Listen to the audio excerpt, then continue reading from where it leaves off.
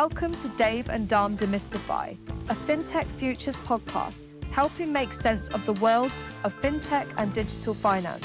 Please sit back and listen as the two Ds take a subject and discuss it to make it clearer and easier to understand. Demystify. Welcome everybody to the Dave and Dharm Demystify show, and this week we're going to demystify AI because we haven't talked about it very much on our podcast series. But obviously Dave and I aren't the experts in this, and our expert this week is Sergio Gago from Moody's. And welcome to the show, Sergio. Hi, Dharm and Dave. Thank you very much for having me here today. Yes, indeed. No one is talking about AI these days. So. Yeah, I've never heard the term before. I was just sort of struggling to trying to work out what the acronym stands for. So, well, my pleasure to add my 2 cents into the pot and give our perspective and thoughts into it. Fantastic. Look, I know this is going to be a packed show and we're going to have trouble keeping it tight. But can we start this with just a brief intro from yourself and what you do at Moody's? Absolutely. So I'm the managing director of AI and quantum computing. Basically, I take care of all the central innovation work that happens on Horizon 3 and all the way into our products. So for what matters today in our conversations on AI, we tackle everything that's generative AI and how do we drive innovation into our products and generally into the financial industry using either the new technologies that come in and how do we connect the dots with our current products in the market or with what our clients are willing to do. So yeah, all things AI, if you will. I guess we've all heard of Moody's and we understand it to greater or lesser extents in terms of what Moody's does. But I guess it's a very data hungry business, isn't it? So would you mind just sort of giving everybody just sort of a brief introduction to Moody's so that we kind of understand what it does and how it works, and then the role AI plays? Absolutely. So Moody's is most known by the ratings agency, which is a 100+ years old company that has been rating bonds, countries, and so on for many years. And it has been a cornerstone in the financial industry on identifying whether a company or a country or a given investment vehicle is safe or not for investment.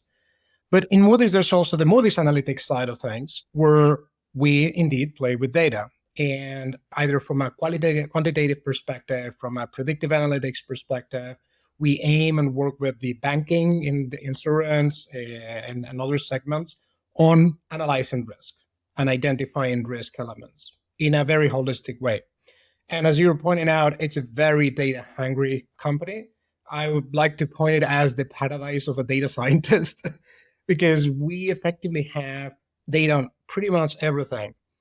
Unemployment evolution on healthcare industry in a tiny village in Ohio. We got that time series element. Recession elements, firmographic information on 550 million companies, public and private in the world. Signal, sentiment, news stories, adverse media, you name it. Anything that relates to what we call integrated risk or exponential risk. In the past, people thought about credit risk simply as a financial element.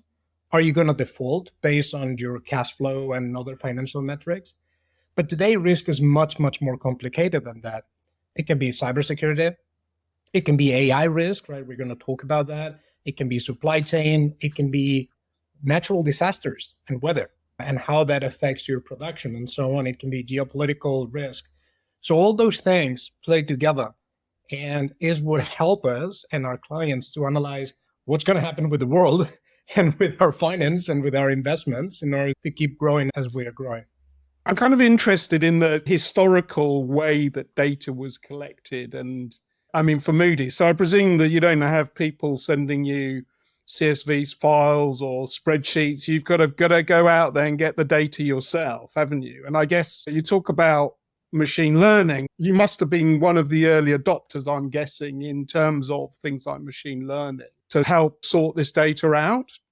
Yes, indeed. When you see this kind of memes of what do we think a data scientist is, what I think I do, what my mom thinks I do, what my boss thinks I do, and everyone has the idea of a data scientist and kind of being in the matrix and playing with data and so on. But the reality is that most of our work is getting the data, curating the data, wrangling with the data, and then at the end, figuring out a linear regression or a classifier or a supervised, unsupervised machine learning algorithm.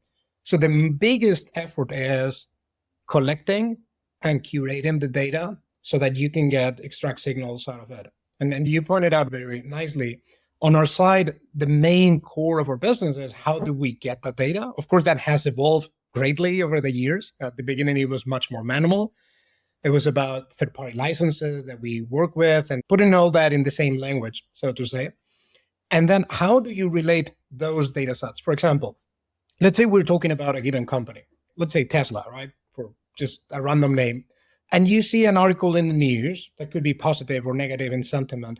But how do you know that article is talking about Tesla, the automotive company, and not Nikola Tesla, the inventor, on some biography, right? We call that entity extraction and entity validation.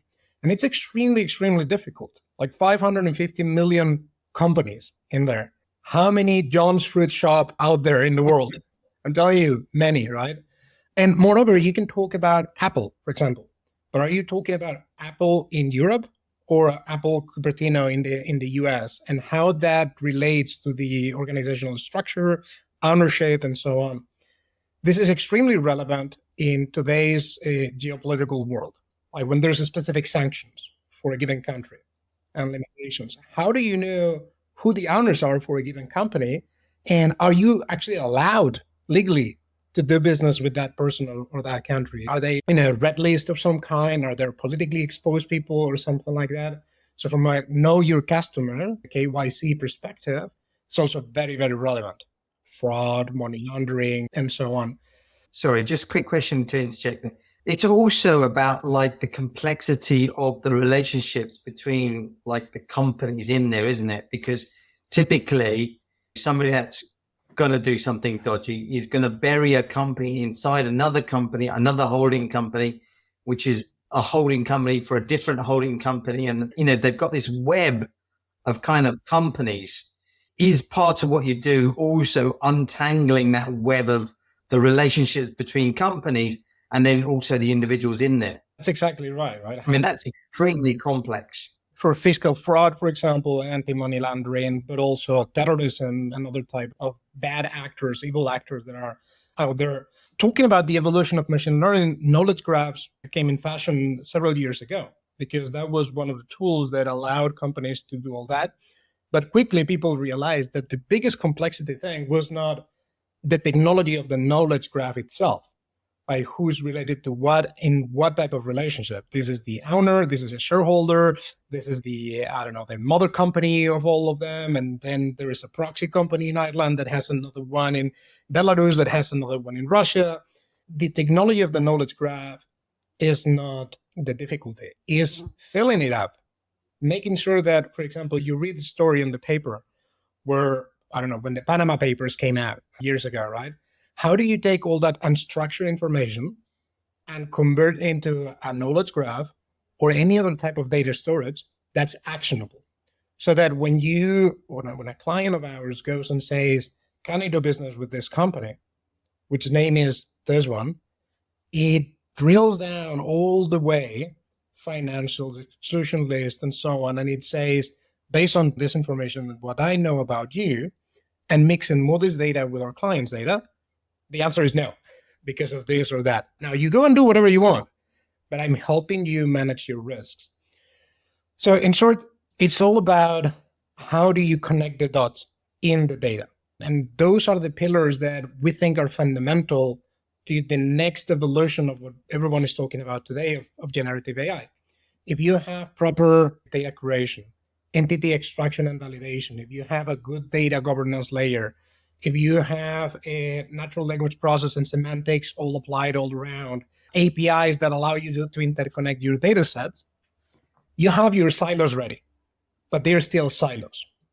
And one of the things that most of us, many companies have been struggling for many years is how to connect the data sets together so that we get holistic signals. Let me explain. Today, something like detecting fraud transactions is a well-known way of solving that problem. We know how to create a classifier an algorithm and feed it transactions, we know we have to label a lot of data. So we need to feed the machine tons of data points with fraudulent and non-fraudulent transactions. And then with that, we will have a system, a device, that when I give it a new transaction, it will tell me it is fraud or not. But it will only work for that. Now, when you have that base moving into generative AI, where you don't have labeled data anymore, suddenly you can connect the dots much better. The way I like to explain this is before transformers, before what we call self-supervised algorithms, right, or large language models as we know them today, our systems were purely domain-specific systems. You fed a computer with 1 million pictures of a dog, 1 million pictures of a cat, and then you feed it a picture of a dog and it says, it's a dog, 99% sure. Or a cat, it's a cat, 99% sure. You feed it a zebra and it says, well, I have no clue what this is. It's not a dog or a cat. That's what it's responsible. Or maybe it will say, it's a cat, 60% chances, right? And you make your call. But it doesn't know, the system would not know that the concept of a zebra existed. And that is why in the past, 75% of the data and machine learning projects failed miserably. Yeah. Because in effect, like you solved a problem in a silo. You didn't train it to work out any animal. You trained it to work out, let's say, just a dog or a cat. So it was a silo-based problem. Exactly. And therefore, anything outside of the silo, it couldn't cope with. How does this bit work where suddenly you can recognize any animal, not just the one that you trained it on? How does that work? Right. So that's what happened when these researchers at Google published the Attention is All You Need paper on this new kind of a structure that devised a way to go forward with what we call self-supervised algorithms, which is basically you learn from the same data that you're being provisioned with. And what happens is, what would happen, saying from text only for now, right? What would happen if we just feed all the knowledge of the world to the machine learning algorithm? Say all the Wikipedia pages, a lot of public websites and so on, and maybe some other content that we shouldn't feed it with, but let's leave that for now. And what would happen if we give the model a way to identify what is the meaning of words, what is the semantic meaning of a word? And that's what we call the embeddings. I can explain a little bit. The embeddings is effectively a way of creating a vector, a set of numbers that represent the meaning of a word. And this is, for me, one of the key elements of how generative AI works. You can get the vector that represents the meaning for the word king. And what we're talking about is a series of over 1,000 numbers as we're using today. You get the vector, the numbers for the word man. You subtract man from king. You add a woman. And the result are the vectors, is the number for the word queen. So the system now understands what is the meaning behind those words in the same way that we understand numbers. We can do arithmetics. We can do operations with these type of things. So when you have that, you can suddenly train a model to understand the meaning on a specific word and in the context of a sentence. Let me explain this. The first challenge that we had was translation, right? When you try to translate something from English to Spanish, there's always a lot of complexities because languages put words in different places. They sometimes mix things. If you take German, for example, where they combine a lot of words into one single super long word, and then the structure of the sentence is usually very different, like the verb tends to go in the end. You cannot translate literally word by word, or you would get either a different meaning or a very strange Yoda-like speech, right? Translating engines have always struggled with this because they couldn't get the whole sentence like we humans do, and then in our minds sort of say, okay, what is the meaning of this sentence? What is the author trying to say? I'm going to interpret it in a new language. So this is what's happening today. If I say, I'm going to get money from the bank, the word bank at the end of the sentence has this vector, these numbers that represent the place where money is stored, because at the beginning I said, I'm going to get money. My sentence was, I want to get my boat and try to fish at the fish bank. Then bank in that sentence is going to be related to a group of animals that live under the water. Because I've said fish and boat and all that. So the system is getting every single word that you put on your ChatGPT one by one and adding it into the context and into the system. That is why when you have this sort of prompt engineering techniques, let's say try to role model and say, act like a researcher in science who's very good at physics and explain quantum computing to me. That context will say, all right, I'm going to use this specific side of my knowledge, if you will, to give you that information to start spitting out words and not in any other way. If you go and say, now try to explain it to me like I'm a fifth grader, it's going to another section of its weights of stored information so that the output, the things that it's spitting out are completely different. Yeah. I get it. The context thing is a big factor. Just while we're kind of demystifying this stuff, because you've actually unpacked a lot for us already, but there's this word that keeps coming up, which is LLMs or large language models. What are they? Can you demystify those for us? So effectively, it is all algebra. That class that you wanted to skip back in college, everything is algebra, everything is matrices or blocks of numbers. A large language model is effectively a type of neural network, a deep neural network, a type of machine learning system that has been around for many years. In fact, for many decades, since the 60s. But in this case, it's a collection of deep neural networks that has many layers. And in those layers, it encodes this information. Oh, these vectors that you talked about. Those vectors, exactly. Let me show it to you in a very simple example. I hope this works well, but hopefully it does because you guys are in the UK. If I say to your public, all you need is, the next word that everyone will say will be, all you need is Love. Exactly. Sometimes I never know if this would work properly. But it's either love or carrot, isn't it? And about TikTok, I would have said beer. Well, yeah, I would agree with you. But no, we came up with love. You're right. And the reason is, if you actually search on the internet, on the Google Auto Suggest, even the most repeated sentence is the name of the song from the Beatles. So when people trained their first model, when OpenAI trained GPT-1 and then GPT-2, the sentence that got repeated over and over and over again was, after all you need is, the most probable next word was love. Now, the paper from Google that created all this, the name of that paper is Attention is All You Need. And there's the joke. Right. How this thing works, right?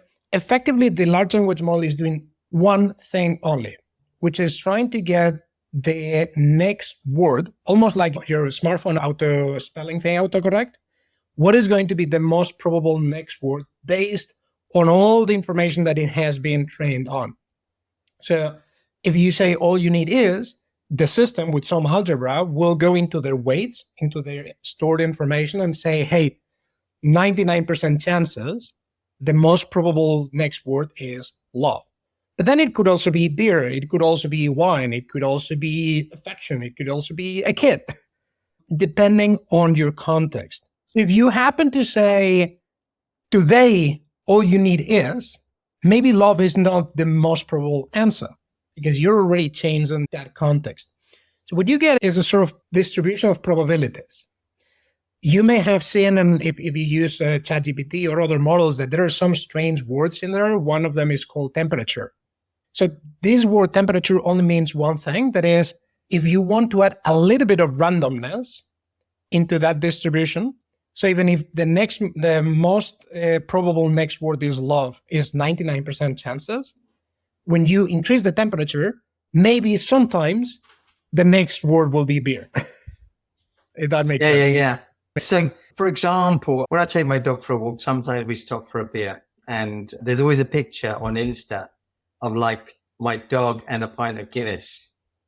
So if somebody said, what does Dharmish love? It might be a pint of Guinness or his dog, because the context is me and the data says oh, there's lots of pictures of him and his dog with a beer. Am I heading down the right route? That's exactly right. Now, that is personalization. The models ChatGPT today, or Claude from Anthropic, or Llama, they don't necessarily know you specifically today. But when you add the context of you, and this is really interested on how this is going as an industry, then they would, almost like Meta and Facebook at the time, the more they know about you, the more they can add your context into the system, and the more they would know that for you, the most probable word is going to be a dog or beer, or being with your dog and a beer in your terrace on a Sunday evening. Can I ask then, because I've been reading about there's sort of armies of people around the world who are being paid to train these models by, they'll see a picture of Dharmesh and beer and dog, and they'll be asked questions about the picture. And so is that really going on? That is a very true reality of machine learning in general. So if we start from the traditional machine learning, the dogs and cats, someone had to label those pictures initially and say, this is a dog, this is a cat, this is a dog, this is a cat, so that you could feed the algorithm a million pictures of dogs and cats that are 100% dog, 100% cat, in a way that then you can go and say, this is a picture that I don't know what it is. Tell me if it's a dog or a cat, right? Someone had to label those pictures. Someone had to go and take your Roomba's images and label them. Someone had to identify people on pictures to know whether there's an animal or something, or an insect or something, so that your model works. In the same way, and that was a very costly process. Amazon used to have this, still has, this service called Mechanical Turk. Typically, you could get freelancers, people to do this type of processes. Sometimes it was moderating comments in forums or flagging bad content or anything like that. But most of that work was about labeling datasets. The most famous dataset was what we call the MINST database. That is handwritten letters and numbers that the machine learning algorithm can identify as a digital number. So you get, for example, an invoice, a handwritten invoice, and can you digitalize it automatically with some kind of smart OCR? Someone had to get hundreds, thousands, tens of thousands of handwritten fifths and sixths and ones and nines in all the different forms and shapes and say, this is a 9, this is a 9, this is a 9, this is a 9. I don't know what is this. I don't know who wrote this, but I don't know what number it is. So that then the computer gets my 9 that is going to be my own and very special, and will say, yes, it's almost 100% sure it's 9. Now, in the same way, in order to train LLMs, and this was a very famous story, OpenAI used a lot of people in Kenya, for example, and then with really low wages, the process was the following. You first get a lot of data from the internet, and that is an almost automated process, and you train the model uses these huge, large farms of GPUs to train those weights, those neural nets that are effectively huge matrices of numbers, multiplying each other. And then you get the first pass, the first version of your model that is not necessarily very good. Right? It's not going to be aligned with how a human talks, with instructions mode, with a question and answer. It's only predicting the next word. So the next step is getting a lot of humans to get examples of questions and answers and telling the model, if the question is this one, you should always answer this thing. So what they do is, we call it human reinforced learning. They get tons of inputs and outputs, tons of questions and answers, and then they decide which ones are good and which ones are bad, manually. So that is to say, the stuff that you put on your ChatGPT free account, most likely, or with some chances, a human is going to see that and use that for retraining the model. And then there is a third pass, even, where these humans get 5 possible answers from the model, and they rank them 1 to 5 to which one is the best possible answer. And then that goes again back into the model for a third round of training, and that is how you get this feeling of humanness in the responses. It's kind of fascinating, because I guess one of the things I've also read about is kind of techno-colonialism, in this notion that like the LLMs are being a bias to kind of a Western view of the world. So you can kind of see how that would happen if what is going on is they've been trained in such a kind of thorough way, but through the eyes of, I don't know, even though these people are maybe based in Kenya, they're still looking at it through a Western set of, yeah, you know what I'm saying. Yeah, I think one of the biggest challenges and risks that we have with this technology, with a great power responsibility, is that from an ethics perspective, it's a huge problem for us to solve. But at the same time, it's a fantastic tool for humans. What I mean by this, on one hand, you can put on a smartphone the whole knowledge of the world. So you can live in an almost disconnected village anywhere in the middle of Africa or India, and you can learn from the top physicists and mathematicians in the world. This kid that before had to maybe walk 20 kilometers to the next school and go to school with almost no resources and so on, now has access to all that information and tools that help him or her on education better than anything else that we've seen before. At the same time, if I take the example of the vectors that I was using before, the king and the queen and all that, this one is luckily fixed now, but there's tons of examples like this that already exist. If you get the vector for doctor, you subtract men and add woman, what you get is nurse.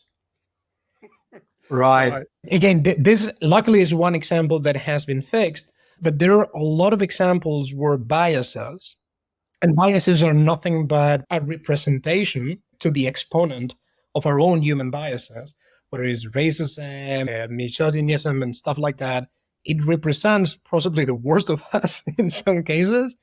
Yeah. But I guess now our eyes are open to it. And I would think that companies are sort of making great efforts to remove that bias. On both sides. So there was, when Google released, this was almost a year ago, their latest image generation model on Gemini. They say that they worked a lot on that, and they put a lot of effort on AI, responsible AI, as it's called today. But what happened was when people started asking about, can you paint a picture of the Pope to me? Then it would paint a female Pope. Or could you paint a picture of the, how they call in the US, the founders of the country, right?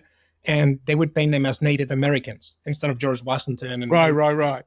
So in a way, it's like, hey, we need to do this type of things to remove discrimination and so on in the system. But at the same time, we're giving out completely wrong things in the system, right? So I think it's an ongoing debate of how do you remove those biases, but at the same time, keep in line with reality and the things that we do. And what we do in Moody's is very relevant because it's financial decisions. And that, to some extent, is up to your own criteria and your own risk levels and so on. I was kind of curious, like for Moody's, because you're not getting the public version of ChatGPT and saying, well, Right. What are Moody's doing in terms of large language models and working with the companies out there? Because I guess for you, this sort of unlocks a lot of potential, doesn't it, in terms of effort? And It does. We see this as a life-changing technology that happens once in a generation. And we really embrace it since the beginning. The very first thing that we did was indeed block ChatGPT, but then very quickly put together our own version that was landlocked. It was ring-fenced and safe and secure. As you can imagine, in a highly compliant and regulated industry, we have to be extremely careful with those things. But we wanted to make it available to everyone. And the question that we ask everyone is like, hey, now there's not an innovation team that does innovation for you. Everyone's an innovator. The 14,000 of us have to use this. We gave extensive training on prompt engineering and how the LLMs work and so on to every single employee. And we told everyone, please go ahead and use this in this safe environment and figure out how this can help your daily life. Maybe it is writing a report. Maybe it is analyzing data sets from different places. Maybe it is helping you write an email to a client. With that, we got over 800 use cases, legitimate, curated use cases for generative AI. And then we started working on some of them top-down and some of them bottom-up. We've been the first company in the financial industry with a product in the market using generative AI. We call it Research Assistant. And we see that this product, when a credit researcher in a financial institution has to find information about a given company or a given bond or something, they would do what usually researchers do, right? Open 20 tabs on their browser and 20 PDFs on this slide and take notes and do this research. And over a period of a few days, they would curate and produce a super nice, good research on, for example, a credit memo for a given portfolio. Now we see that time being reduced extensively so that these humans can focus either on doing more or doing deeper, which is at the end of the day the key for us. We give you one example. Normally, the companies that are more analyzed are the Fortune 500 companies or the most highly capitalized public companies, because that is what we can afford. Right? There are so many business analysts in the world to analyze all the credit elements, all the financials, all the supply chain, every single element that affects a given company. But now you have a system that allows you to, instead of analyzing 500,000 companies, you can analyze 550 million companies and analyze your mom and pop shop in the corner in the same way that you would analyze a company in the NASDAQ. And that is beautiful, right? How can we extend ourselves to have 20 arms and 20 eyes and have co-pilots? We are the pilots. We are the ones at the helm and driving the ship and controlling all that. So our strategy is precisely around that, being at the forefront of technology, implementing these use cases, both for internal efficiencies and internal optimizations, but also for our customers. And we're continuously putting products in the market, leveraging and embracing large language models, agents, and new AI technologies as much as we can. It's amazing. I mean, I loved what you talked about in terms of putting the power of all of this into people's hands. And the first time I ever heard about the internet was Nicholas Negroponte talking about democratizing information through the internet. And I sort of feel like we've been through a whole process where that democratization kind of happened, and yet it's been snatched back a bit. And now this is another real opportunity to make substantial changes, isn't it? I think that is exactly like that. This is at the same level of what the internet and its implications had for society. And in the same way that we don't say, hey, in the company, we can only use internet in this corner for this use case. No, everyone has internet in their smartphones and in their computers, and they use it for 1,000 different things. It is not use case driven anymore, like the cats and dogs. It can be used for every single atomic task that you do. So for me, in my daily basis, I know I save maybe 2 or 3 hours a day just because I have next to me our copilots always working. And the first thing that I do when I have a task to do, can I use AI for this? Not all the time I can, but then I prefer to try first and then figure it out next. So it's a life-changing thing. Amazing. Well, listen, thank you so much. That's been a proper, real masterclass in generative AI. And it's great to kind of understand the context with Moody's as well. I really appreciate it. My absolute pleasure. Happy to be here anytime. Fantastic. Thank you for tuning in to Dave and Dharm Demystify. We hope you enjoyed the show. Don't forget to like and subscribe, and tune in next time as we take another topic and demystify it.